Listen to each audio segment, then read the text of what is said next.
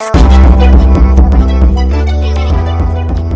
your girl Amarie. I'm your host. I had your girl here, Samone. Hi, you guys. How can you be a woman of what is it? How can you just be a passive woman when you don't even know how to be vulnerable? Okay. How can you do that? Okay. You can't.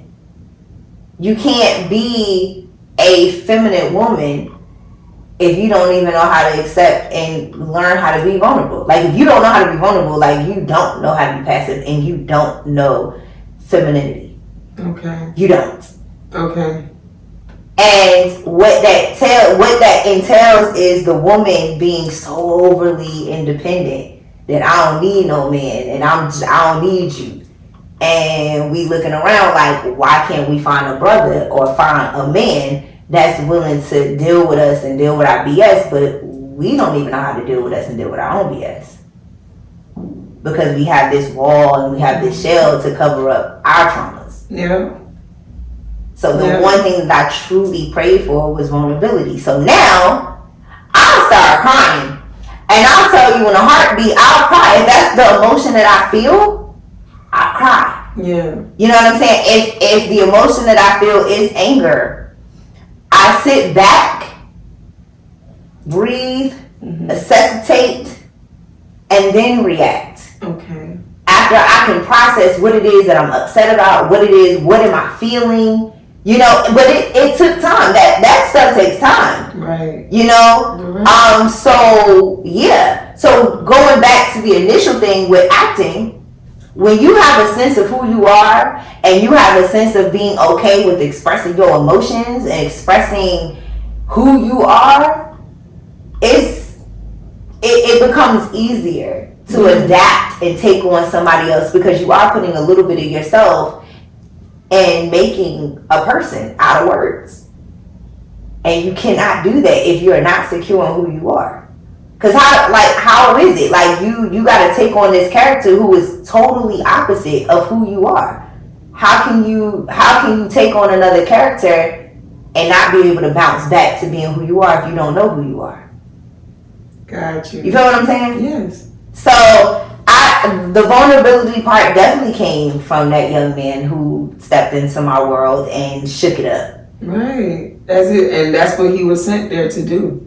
To help you, because at that point in your life, you needed to learn being vulnerable so that you can be where you at now. Exactly. I needed to learn that because I had changed, and like I told you, I changed, and I didn't know what I didn't know. Yeah. Like, you know what I'm saying? I'm not reacting the same. This is making me irritated, but normally I pop off this way, and it's like I'm forcing myself to react how I normally would react because I don't know what else to do. You know? And then when I got to the understanding factor of like, you've changed, sweetheart. Yeah. So you gotta reel this back in and stick with figure this thing out and find a different way to kind of approach and handle things. Okay. So which makes you a stronger person.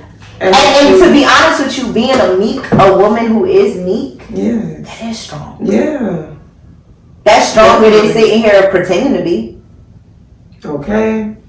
Because that's the worst thing you can do is pretend. That part. It's stronger. It's stronger. Like, that is the most strongest thing a woman can be is meek. Okay. A woman who can really, you know, be submissive. And I always say this because that's what I was saying. I kept saying passive, but submissive is the word that I was looking for. Yeah. Submissive is really a strong thing. Definitely. It is a strong. Because in order to be a strong leader, you have to be a strong follower. That's right. So the fact that you're submissive doesn't mean you're less than. Doesn't mean you ain't shit, or doesn't mean you're a punk, or you know, a scaredy cat just means I don't know how to submit. But if you're not around women who are submissive, what do you think you're gonna be? You can't be. It's something that has to come into your life and teach you things. Okay. It's experiences that you have with other people that shows you who you are and where you are. Like, other people are just mere reflections of where you are and who you are in that particular moment. Okay. That's all it is. So you can't really truly learn yourself without the experience of another person. And that could be your best friend. That could be your parents. That could be your siblings. That could be a romantic relationship. That could be the person that you just met walking down the street. Those are reflections of telling you where you are in your journey, like where you are with your actions, where you are with your characteristics, where you are, where can you learn, where can you get better if you learn. These people are just experiences of showing you like a reflection of who you are. But you got to look at it in that way. If you don't look at it in that way, then you won't understand it that way. Okay. You know what I'm saying? So this man really came into my life and showed me how to submit. And this is the thing, I naturally submitted to that man. And you know what? To piggyback off of naturally submitted to your man, like, a lot of people are posting on Instagram or just whatever is talking about, oh, like, I want a woman, but these women, they want to be independent and stuff. And it's like, I highly disagree with that, because if we meet a man that just rocks our world, I feel like we're going to naturally submit to him. You know? I don't even think he's independent or, you know? It depends. Wait, okay, what's your thing? Because being submissive is not something that you change overnight. Oh. If you were not a vulnerable person, if you were not a passive person, if you were not a submissive person, if you was not a meek person, you meet somebody that challenges these things, but if you are not naturally this way, oh, it's going to be a problem. It's going to be a challenge. Okay. Because you're not naturally this way. Okay. And a lot of that stems from how us young women and black women are raised. Yeah. If we are coming from single parent households and our mother is the breadwinner, we're seeing our mother, like, we don't see our mothers shed tears. Mm-hmm. We see them struggle, but we see them say the woman, like every black woman's motto, I just do it myself. Yeah. You get what I'm saying? How do you know how to submit when that man comes along who wants you to and who needs you to? How do you know how to do it? You get what I'm saying? Now, like I said, I was able to naturally submit because I have a dad who's very much so active in my life, you know, and with me and my dad, you know, of course we had our issues, but I've learned my dad's ways to the point it's like, all right, shut up, Kashana, just, your daddy got it. Just let him have it. So these experiences that you have with your mother and your father kind of helps you navigate to how you should act to that person. And this person, like I said, he came into my world, and I just naturally submitted. Okay. It was just, if he says something, like for instance, going out and I wanted to get gelato. He was like, hey, he's literally holding on to my hand. He's like, hey, did you eat yet? It's like, no. So you think you want to get something to eat and then we can come back and get some ice cream? Yeah. Okay, cool. Natural. Okay. It was natural. And that was the thing that blew me away, because I was like, damn, I ain't never had no man step in my life. And I'm just like, yeah.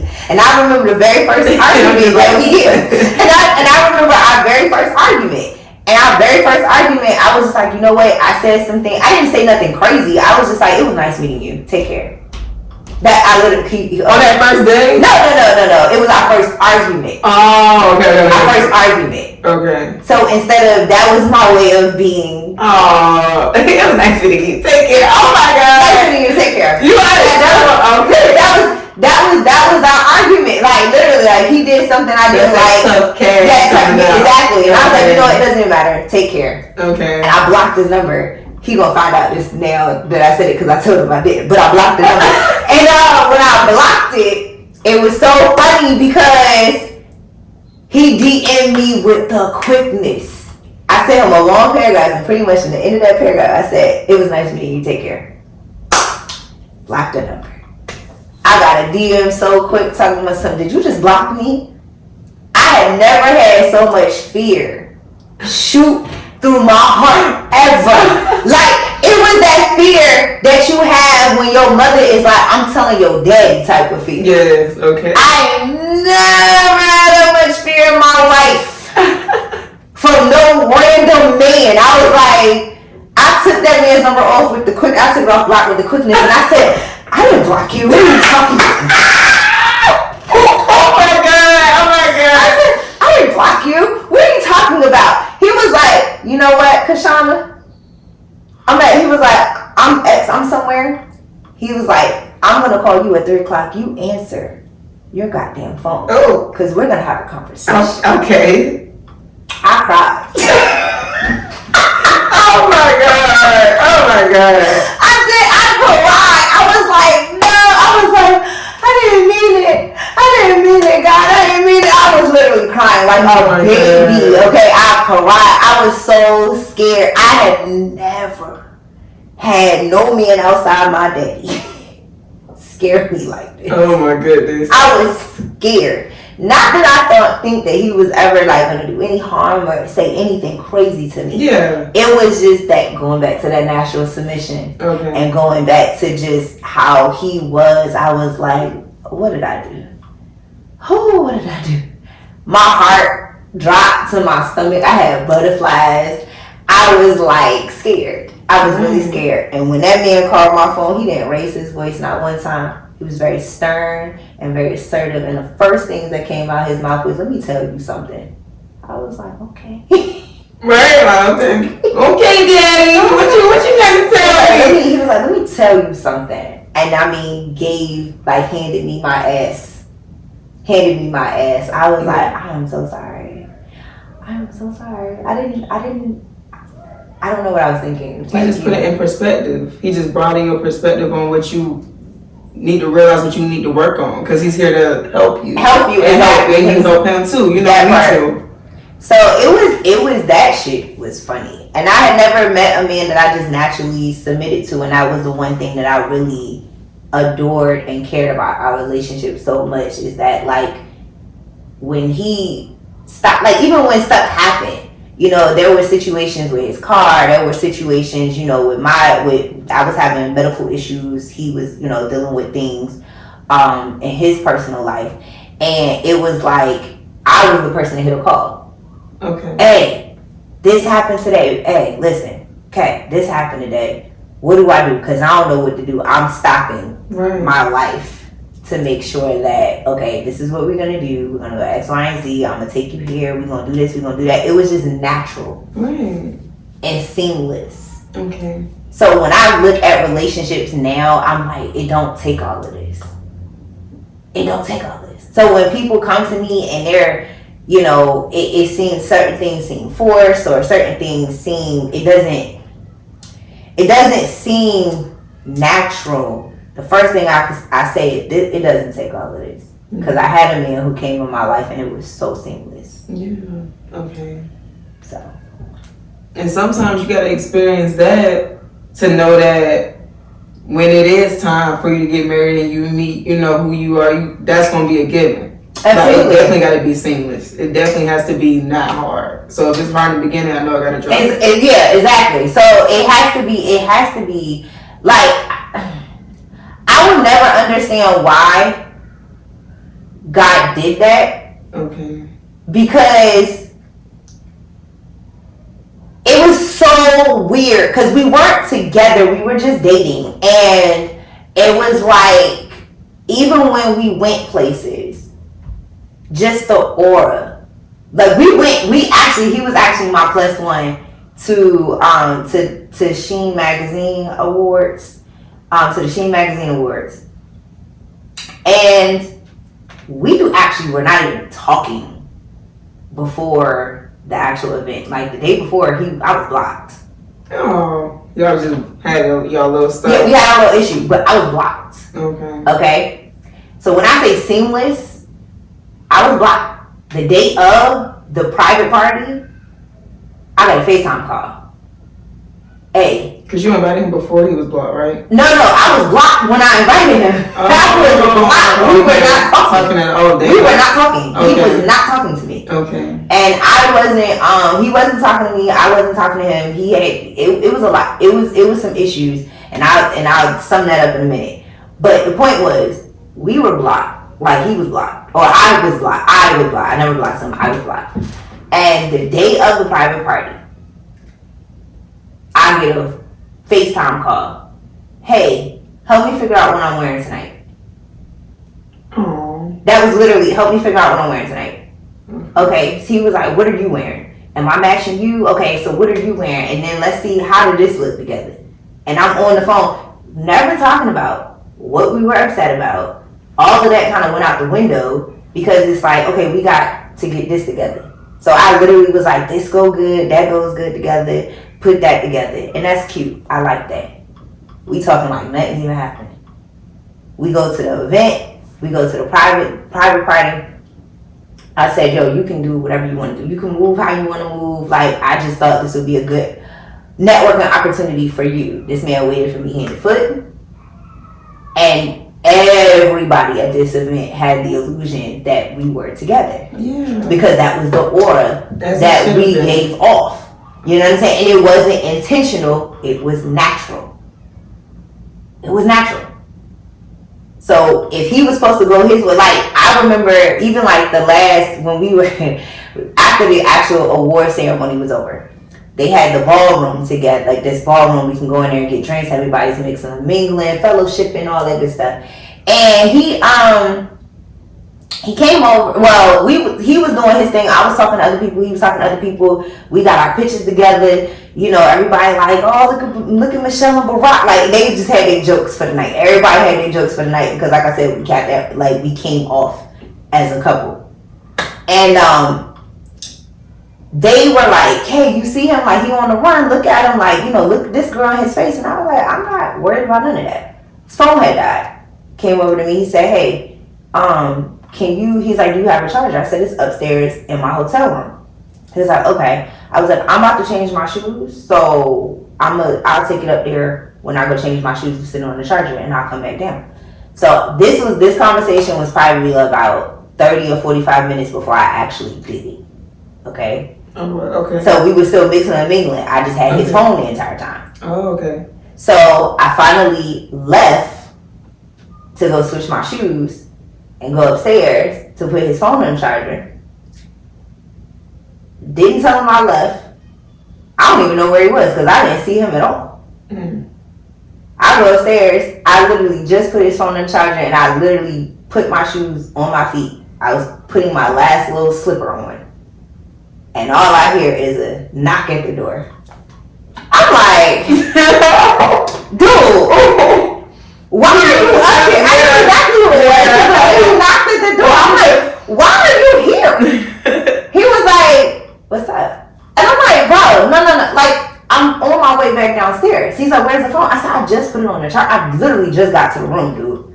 I just got to the room. Yeah. Which meant that you were watching me the whole time. Yeah. And that's what I was telling, you know, my friends in the room. I mean, my friends and my family that were there, my people that were there. And I was like, I don't have to get jealous of that. When I move, he's going to move. Exactly. And I said, and that was very evident. I left that party. Why am I still downstairs? And you didn't even know. I promise you, I didn't see him. I swear to God, I didn't see him at all. I just left. And all I hear is a knock at the door. And I only told him my room number. Me and my cousin was sharing rooms. Okay. Because he stayed down the street. Yeah. So he was like, I'm going to just come back from the house. And I was like, cool. He kept going back and forth to the house. Cool. Me and my cousin shared the room. He only came to my room one time to drop her stuff off. Oh, wow. Why do you still know my room number? Oh my why do you still even know my hotel room number, dude? That's what's up. So it was one of those things. It was seamless. Yeah. And you know, it is what it is. It was seamless. And things happen. Life happened. Life happened for me. Life happened for him. And I can't speak for him. I can only speak for me. But the vulnerability in me is able to sit here and say, like, you know, like I said, I never will understand exactly what was God's intentions, because even to this day, even though we're not like really in the best of space, I still care. Right. You know what I'm saying? I still care. I still care for him. I still got nothing but a bunch of love for him. Very proud of him. And that's something I wouldn't have been able to admit. Okay. In my harder stage, like, oh no, fuck that nigga. Like, you know what I'm saying? Like, that would have been me back then, but now because I'm really secure in who I am, and I'm really okay with that situation. I'm really okay with the way that I truly feel, and I can accept how I felt now. Mm-hmm. You know, I would say, life just happened and it got the best of both of us. And the thing is, you really never know how you're going to react in certain situations that you've never been through. And for us, that was what it was. He had life happening to him. I have life happening to me. And I'm like, my life, what's happening to me is more severe than what you're dealing with. And what you're doing, it has nothing on what I'm going through. So why are you not here when in all actuality, we both kind of just needed each other and should have been a support system for each other. And we didn't know how to do that. Because we both had our own issues. We both had to grow. Did y'all go to counseling? Why would I go to counseling with somebody that's not my man? I'm sorry. Right? No. Exactly. But it was, and to be honest with you, it wasn't a counseling situation for us. It should have been a counseling situation for us individually.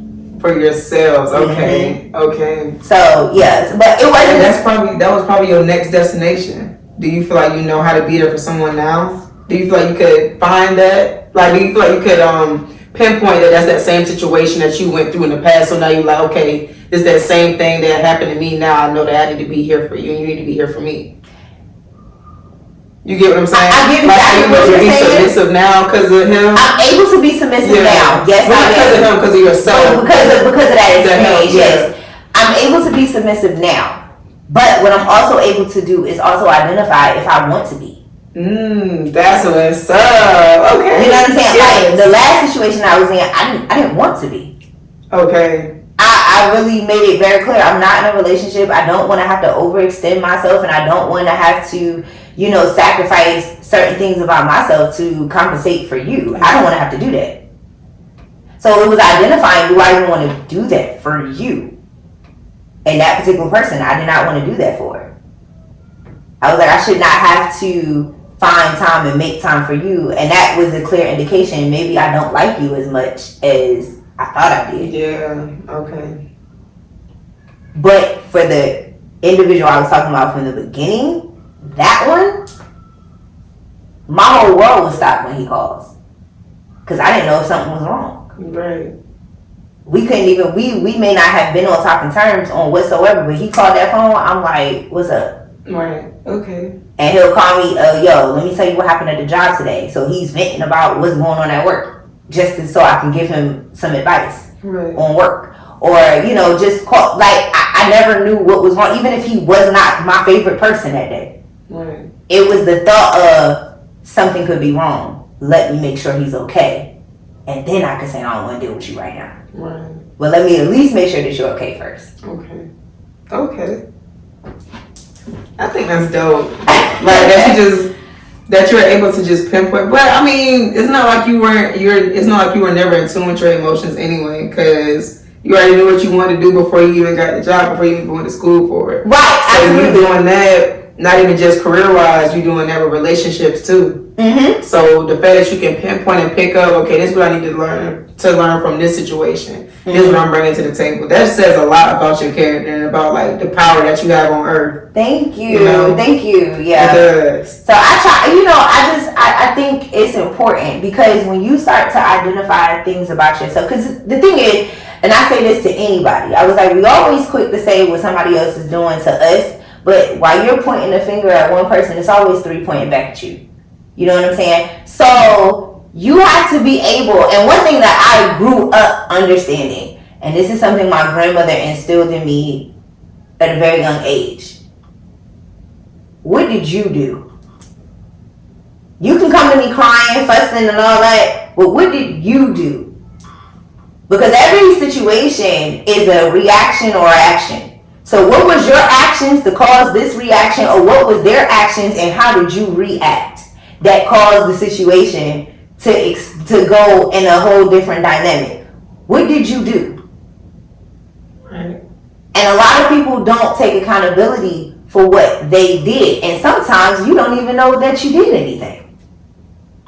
You're right. Sometimes you don't. Sometimes you don't even know that you added to a problem. Until it's reflected back. Until it's reflected back into you, or until you actually experience it where you're now on the receiving end. Okay. You get what I'm saying? But growing up, even when I got in trouble, right? I got in trouble in school. I told my mom, I did X, Y, and Z, and this is what happened. I was never afraid to say what I did. Right.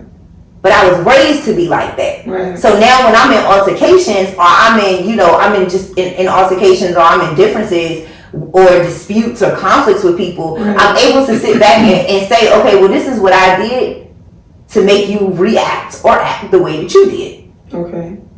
Now, if it was warranted, it was warranted. If it wasn't, cool, I apologize for it. Right.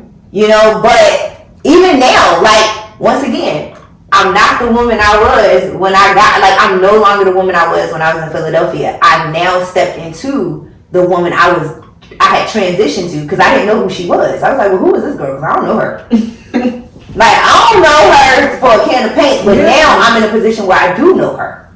And I'm really familiar with her. I've accepted her. I've embraced her. I talk to people differently. I talk to people to understand, not to respond. I talk to people to get a general notion of what it is that I did. So even right now, if me and you had an issue, right?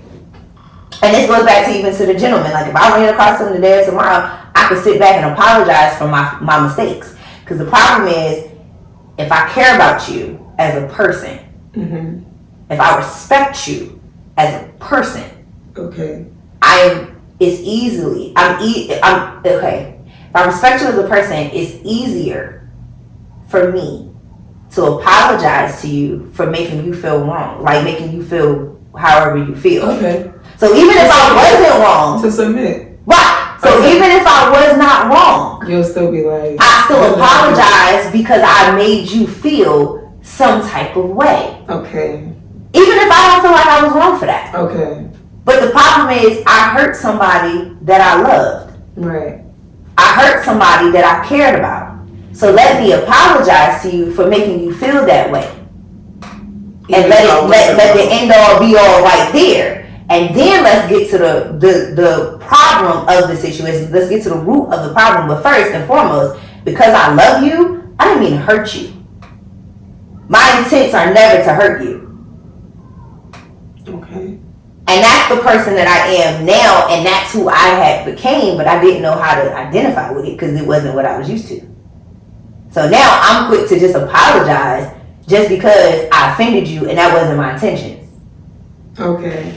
Not to prove me right or wrong, not to prove me right, you wrong. Right. It's just, I didn't mean it the way you're taking it, so I apologize. I really do. Right. You know what I'm saying? And leave it there.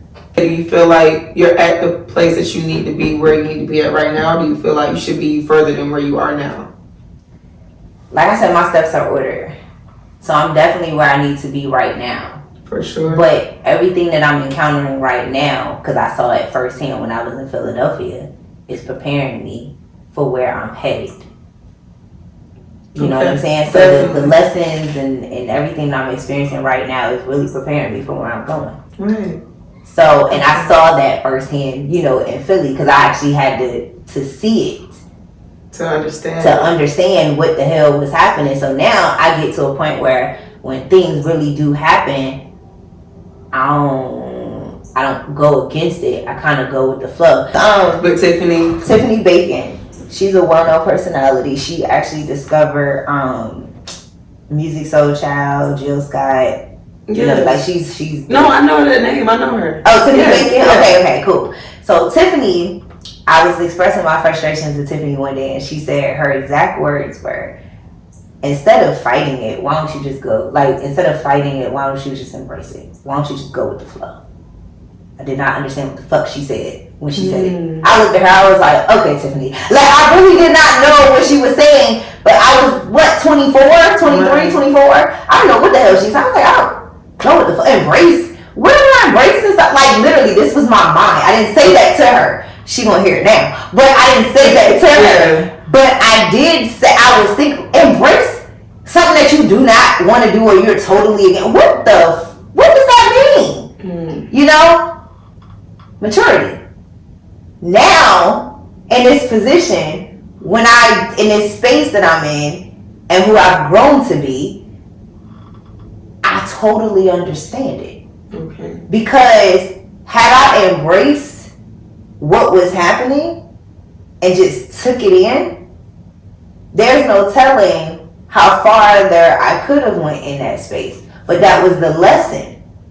Okay. That was the lesson. So now, when I'm in a position and I'm dealing with people that I consider difficult, or I'm dealing with people that I feel like, oh, you don't want to see me win, or I'm dealing with people that's just like, that's giving me a hard, I feel as though you're giving me a hard time. Right? I don't take it that way. Okay. I take it as, okay, what are you preparing me for? What do I need to learn? What do I need to learn in this situation? Okay. I don't look at it as a negative thing anymore. So if you, like, with you being a student, right? Have you ever had a professor that was just like hard on you for no reason? Yeah. How did that make you feel? I wouldn't say hard. A teacher? Yeah. Have you ever had a teacher that just applied pressure for no goddamn reason? You like, yo, do you not like me or something? Like, what is wrong with you? Why are you constantly riding me? Have you ever had that? No, I'm gonna be honest. I had that all my life. Okay. With teachers or just teachers, professors? I've had it all my damn I guess life. I could say like in grade school, but college, they so focused on themselves. I had college.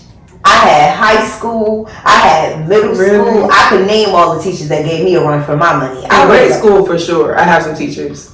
But do you know why that is? Why they were so hard on you? Why?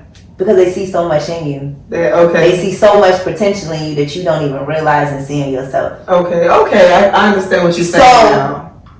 So my managers.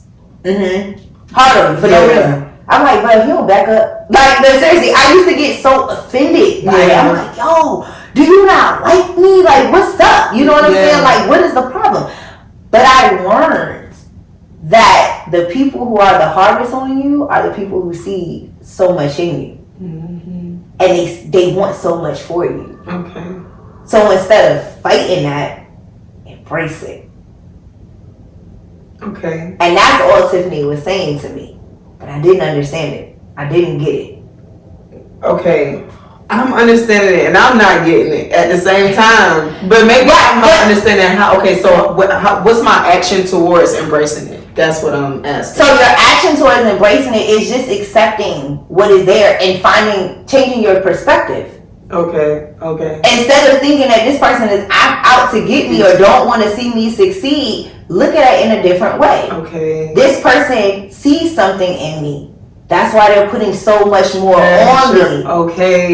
Yeah. You know what I mean? Like, that's how you gotta look at it. Like, they're putting all this pressure on me because they want to see me win. Yes. Okay. I dig it. You feel what I'm saying? They want to see me grow. They want to see me win. So instead of looking at it like, oh my God, you're doing everything to sabotage me. You know what I'm saying? No, they're not. They're putting all this pressure on you because they know that you're built for that. Exactly. They know that you're built to take on more and you're not challenging yourself. So since you're not going to challenge yourself, let me be your challenge. Right. Let me challenge you because you ain't doing it. Okay. So and that's really what it is.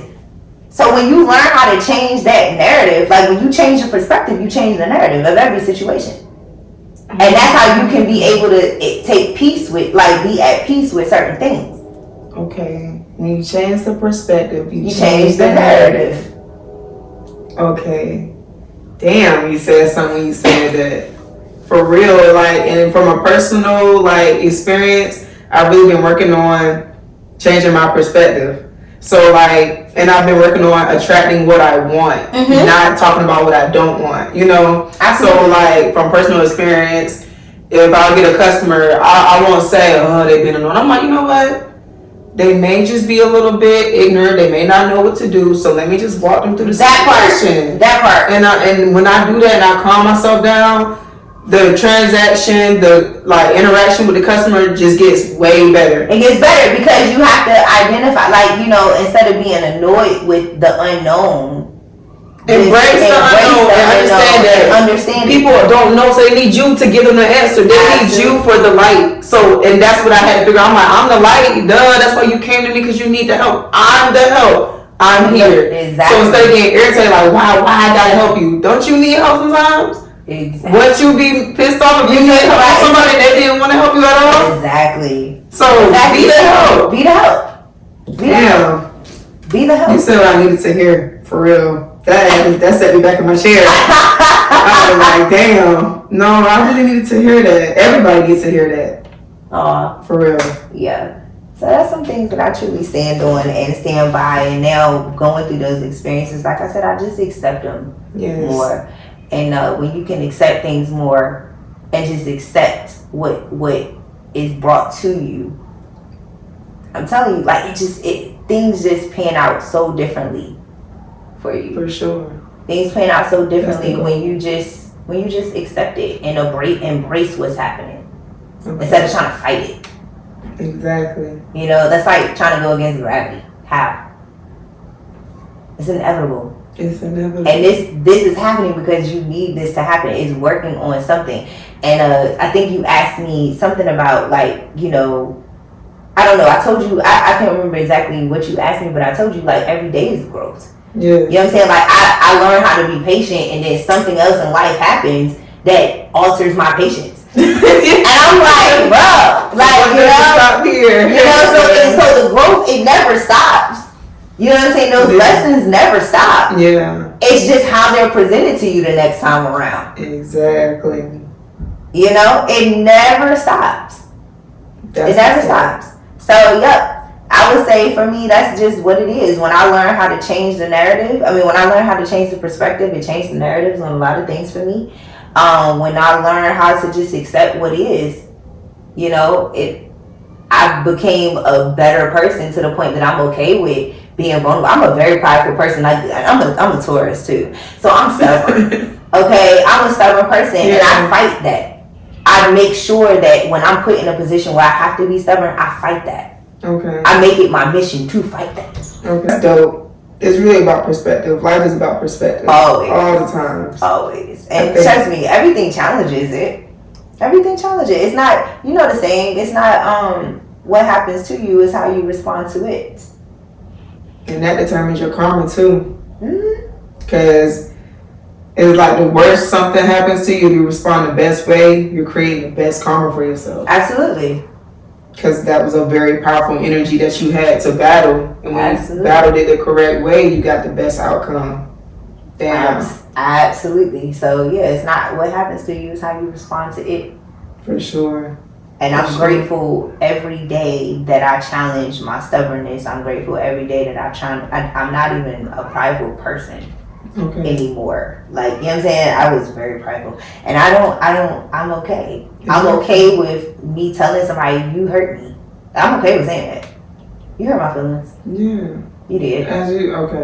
You hurt my feelings. And I didn't appreciate it at all. Okay. Versus me just being an asshole and just reacting because you hurt my feelings. You know what I'm saying? I'm okay with it. I'm okay with admitting what it is that I truly feel. I'm okay with that. Okay. So I need to work on that too. How old are you? I'm 22. Girl, bye. You got such a long way to go. Listen, you're 22. I was off the chain at your age. Okay? Really? How old are you? Well, I'm 26. So I was off the chain at your age. Really? Everybody says that. They're like, why? Because you're still a baby. Like, no, for real. Like, this is beautiful. 22, own place, everything. Like, I was 21 when I got my own place. Yeah. You know what I'm saying? I was 21. My place was paid for. I had a car. You know, I was good. Yeah. I was really good. I was living the life. Okay.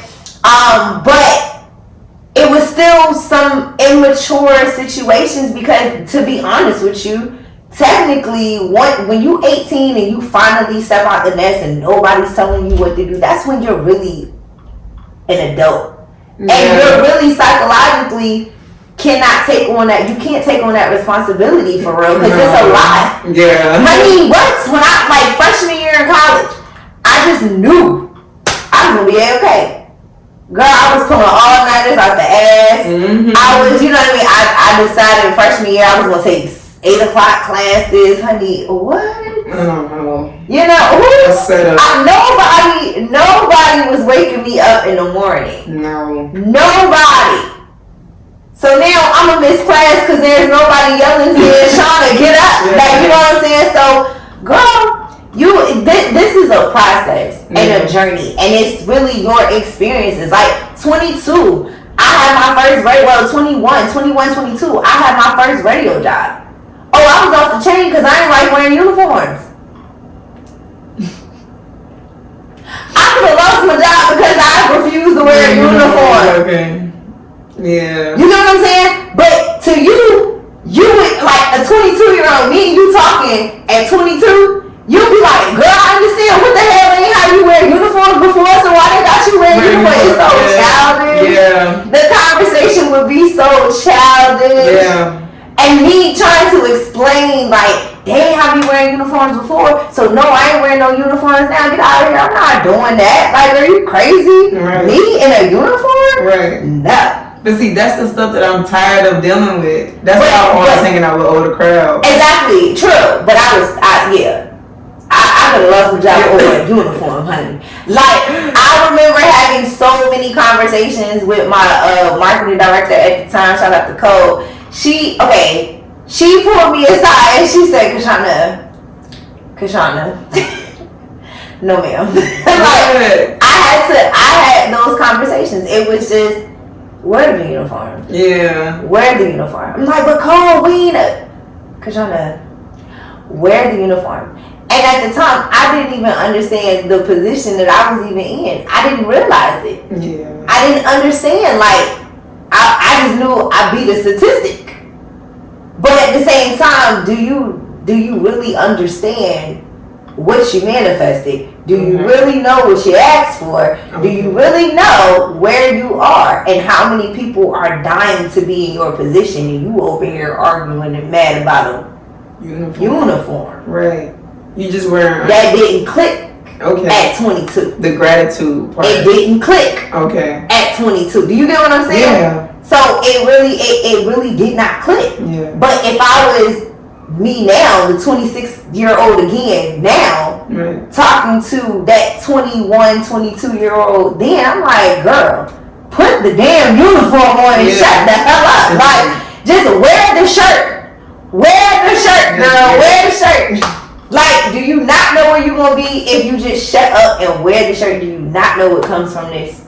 Right. Do you know how many people want to be where you are? Right. Just wear the goddamn shirt. Right. That would be me right now, talking to my younger self. Right. Just the pride. It was just the pride. It was the pride part of it. Yeah. You know, so it's fine. You gotta. And that's what I'm saying. That's what I'm saying to you. Yeah. Because you're like, I gotta try. I gotta work on this. I gotta work on that. It's cool, but understand that it's okay. Yeah. It's fine. Yeah. To be where you are mentally, it is perfectly fine. Nothing is wrong with it. It's life.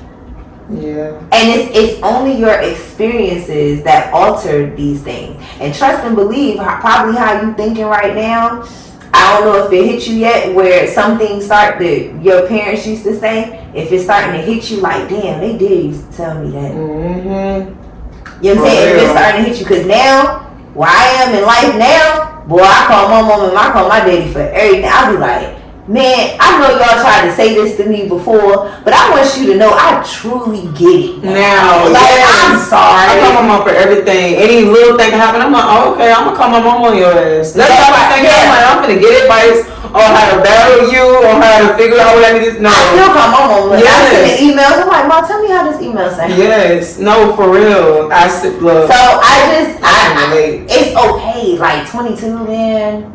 Please. That time go by fast though. It goes by fast. The 17-year-old told me I was old. Like she was like 22. I thought you were young. I am young. But when that 17-year-old gets 21, they'll get it. Because you know, when you was like 15, you used to think, I know I did. I'd be like 25. 25, I'm gonna be married with kids in a car, and I'm gonna have my house, the white picket fence, gonna be good. I'm gonna have a nice job, girl. Bye.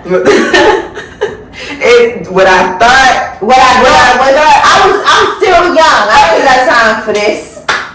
Still goddamn young. Okay. Have my okay. That part. For real. So I just think, you know, you're young. You're 22. God was still cussing people out at 22. I was really still cussing people the hell out at 22. No regards. Yes. No regards whatsoever. I'll lay your ass smooth out. Just no regard, no cares in the world. No, I'm really getting better with that. Trust You know, me. but I'm saying it's okay if you don't. Yeah. Like, it's okay. Continue to grow, because as you continue to grow and the more you mature, the more you'll start to understand, okay, this is stupid. Like, this is a waste of my time. Like I said, just like look at me bad in a uniform. Right. I never liked uniforms. My mother trained me to not like uniforms. You know what I'm saying? Yeah. So if my mom trained me to not like uniforms, now I'm in a position where I gotta wear a uniform. This is stupid. This sucks. This is nasty. This is ugly. I'm not wearing it. That was me. I made it to radio, and I still gotta wear a uniform. No. Okay, that was me. But like I said, being the person that I am right now, looking at that 22-year-old, hey, put the damn uniform on. Because we don't have, the thing is, it's like certain things are not logical to us yet. Not, no, well, 22, certain things are not logical to you yet. Okay. Certain things wasn't logical to me. I said, this is like social welfare. Okay, yes. This is like. No, I'm really understanding now that what you think it is not really. It's not really what it is. Yeah. So when you 20, you still got a lot to learn and a lot of processing. You just got a lot of processing to do. You got a lot of learning to do, and it's okay, cause you're still young here. Like, you're still a little young at the top. Like, certain things just don't make sense to you at 22. I mean, the more older women I'm around, it makes sense. Yeah, but that people don't think that I would get. But you're right, because you're young. Right? And I'm like, no, I know what the hell going on, you know. Right. But I am still learning at the end of the day, like what you were saying, regardless. But no, I'm learning that these bills do not pay themselves. I'm like, now I understand why I had to keep the lights off. Now I understand why I had to just. I mean, I called my mom. I said, "Girl, I'm so sorry for every time I touch your thermostat." Okay. I called her. I was like, "Girl, I'm sorry for every time I touch your thermostat. Right. I'm sorry for every light I ever left on in your house." Girl. You need me to clean something down? I'm sorry that I left it dirty. I'm sorry. Like that part, I'm so sorry. Please forgive me, okay? Look. So no, I get it. Trust me, but I didn't understand that till I was actually in my own home. You know what I'm saying? I had my first home at 21. Yeah. And it was certain things that I learned. I was like, don't come here touching my hair. Take your shoes off at the door, please. Like, I really became my mom. Yeah. Yeah, and confident. Like, no, I understand why my mom or dad was very hardcore. This is how I feel this was going to happen. Right. Because it's what you said, going back to the first topic. Like, you got to be true to yourself to know what you like, what to do, how to deal with others and stuff. That part. But just to wrap things up, I just appreciate you for just coming out. Absolutely. Yes, I love it. You spent a lot of gems. So for those watching and listening, please just pick that up and put it in your brain, because that was very, strategic. Like, we needed to hear that for real. Thank you. Where can the followers and the audience reach you at? What are your handles? So you can follow me on all social media platforms at Samone, Samone with an A. That's ITSKCM1.